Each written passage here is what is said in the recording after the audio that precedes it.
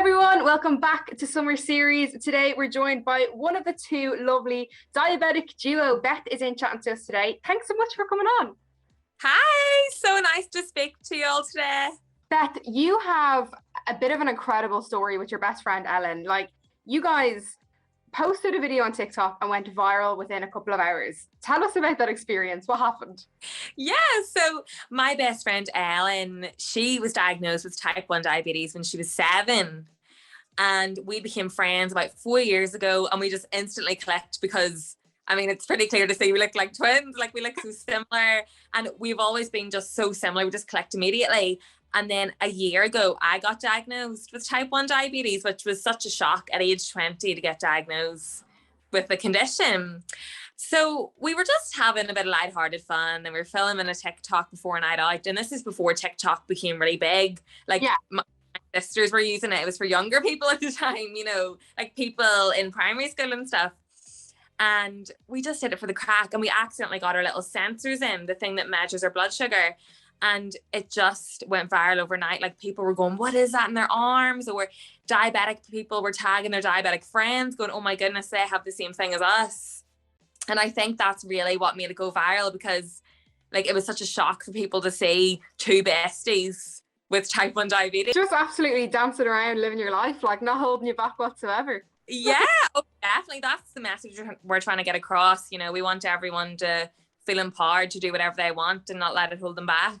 Absolutely. And especially as two young girls, like, what would your day-to-day life with diabetes be like? Yeah, so we give injections. You can get a pump, but we give manual injections. So you basically have to inject every time you eat. So this could be 3 times a day. It could be 8 times a day. It really depends how much you're eating, you know. But it's so hard because you have to have such a structured routine. You have your breakfast and your lunch and your dinner. Before I was diagnosed, I might have been like, oh, do you know what? I'll have a wee snack and then I'll have a snack later. But you really have to just have your days structured out, and you have to think in advance. Am I going for a walk later? Should I give less insulin this time? Or, you know, am I going to go low? Because we have these things called hypos. It's low blood sugar. And if you have too much insulin in your system and say you go for a walk, your sugars will come plummeting down and you'll go low. You have to have sugar to counteract that and bring your sugars back up. So it is just such a minefield, and no day is the same. It's such a challenge sometimes. That is insane. I would have never known that. Like, there's so much planning and prep that goes into your day every day before you even wake up. I know, it's crazy. And we have to give an overnight injection as well. So we have to give it every night before bed. And if you forget that, your sugars will be so off the next day. They'll be so high and they'll be like a roller coaster. So yeah, you don't really get a break. It's go, 24/7. But you guys just brought so much like positivity and light to it using TikTok. And I think especially in our generation, you know, social media kind of has a bad connotation at the moment, but you guys got an incredible reception on it. So how do you feel about sharing your story using platforms like this? I think it's really important. Like, social media is a huge, powerful tool. So it's your job to choose what you want to do with it. Like, use it to your advantage, because you can reach people across the globe. Like, the people we connect with are from Australia. There's loads of Americans, people all across the UK. And it's just amazing, because a few years ago, like when Ellen was a teenager living with the condition, she didn't know anyone. Like, the only people she knew were like Nick Jonas and Theresa May. And like, you know, they're not going to reply to your Instagram message, or, you know, you'd have to write them a letter or something. They're never going to see. Absolutely, yeah. At the touch of a button, you can connect. You can make, we call it diabestie, a diabetic friend. You know, you can send someone a message, connect, and then you feel like you can relate to someone, because it's very isolating sometimes. Of course, yeah. Like, we've actually had some Kouture designs based off diabetes. Like, they're representing diabetes, bringing awareness to it, which is incredible. And it goes to show as well that it's such a relevant conversation and a relevant topic. But I think for myself, even, I've noticed that it gets lost in the media sometimes. It's not very prominent in the media, even though it's very, very relevant today. So yes. How is that for you, like, as a young girl, seeing that, like, trying to bring awareness to something that there's not much awareness about? I think it's amazing, especially through, like, you know, fashion is such an art form, and I think it's amazing that they're basing their dresses around that. I done Kouture myself way back when I was in lower six. I think it was like 2016 or 17. And if I had diabetes at the time, like I would have loved to do that, because you're spreading a message through art.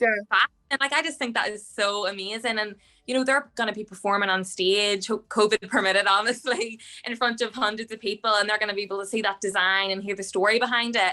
It almost makes us emotional. Like Ellen and I were having a look through and we were just blown away by the talent. It is. It's incredible. And you just said that you were in Drunk Kouture in 2016. How was that experience? What happened for you guys during that then? Isn't so I went to the semi-final and then I didn't get into the final, but my mum was like, Beth, I have a feeling something's gonna happen. And then James Kavanagh came into my school, and I love him, he's one of my favorite bloggers, and he gave me the wild card. So then I got the final in the 3 Arena, and it was honestly one of the best experiences ever. Like, it's given me so much experience to get into I'm interning for L'Oreal right now, and like I really think that gave me the edge, because it just shows that you're really creative and that you can stand up in the stage in front of all those people. So I think it's such a good experience to have, and like, oh, it's one of the best things I ever done. That's so incredible to hear, like that feedback from then, like you looking at it from a different perspective now. That's incredible. Yeah, oh definitely. And like, how fun making your own dress and then getting to share it with everybody. It's just such like a creative competition to be part of. I just think it's amazing. I would love to do it again if I could. It is. It's a very creative and different art form to be a part of. Like Drunk Kouture is all about celebrating difference, and it's about embracing things that are not the same as everybody else. And that's kind of what brought yourself and Ellen together as friends. So you have that in common as well. Like how did you find that experience of being like, you're my best friend because you don't have diabetes? Like that's just it's an incredible story. I know, it's so bizarre because we're from the same town. So we went to nursery together and then didn't go to the same high school, but then we met again in our local shoe shop called Donaghy's, and we were both working there together.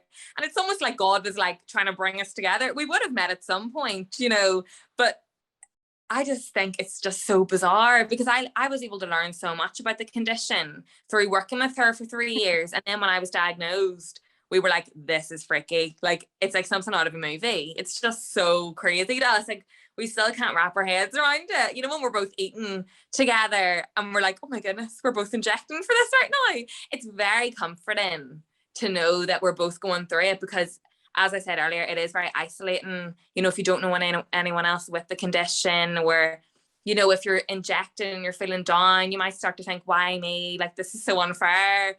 So it's so nice to have someone, like, not only a friend, but your bestie. That's just incredible. Like, that support bubble is what it's all about. And as well, like, if something happens for you, being able to turn to your best friend, like, no barriers. I mean, like, I need to ask you a question. How did you do this? How did you find that? That's an amazing story. Like you said, it's from a movie. I know, it's absolutely crazy. Yourself and Ellen are just so positive about the whole thing, which is incredible. It's amazing to look at, and it's not an attitude that everybody would have. So it's really refreshing to watch it. But what advice would you give to somebody that maybe is recently diagnosed or wouldn't have the confidence to be as out there with it as you guys? What piece of advice would you give? I would say just remember, like, you're still you. Like, this condition does not define you. So think about who you were before you were diagnosed and think about the goals and the dreams you had and write them down and just look at them, because you can still do that. Like, your condition does not make a difference at all. You can do whatever you want, and like, don't never be afraid to show off your pump or your Dexcom or whatever device that you are, because it makes you unique and it's always a story to tell. If someone asks, they're just curious. You know, sometimes you might think people are being rude or nosy, but they're just curious, and it's something that you should be proud of, and it makes you unique. Incorporate it into your outfit. It's an outfit of the day. Stickers and stuff as well to put over them. That is so cool. I love it. I love that. I think that's a really cool and really uplifting note to leave this on. We'll leave it there. But thank you so much for chatting to us today, Beth. I think you and Ellen have really brought such an incredible light to diabetes, and thank you for that, because somebody's going to look at it and be like, yes, it's going to be okay, because these two girls are getting through it and they're having great fun and their life is so much fun throughout it. So I think what you're doing is incredible. So thank you for coming in and chatting. Thanks so much for having me. Of course. I'll chat to you soon. See you later.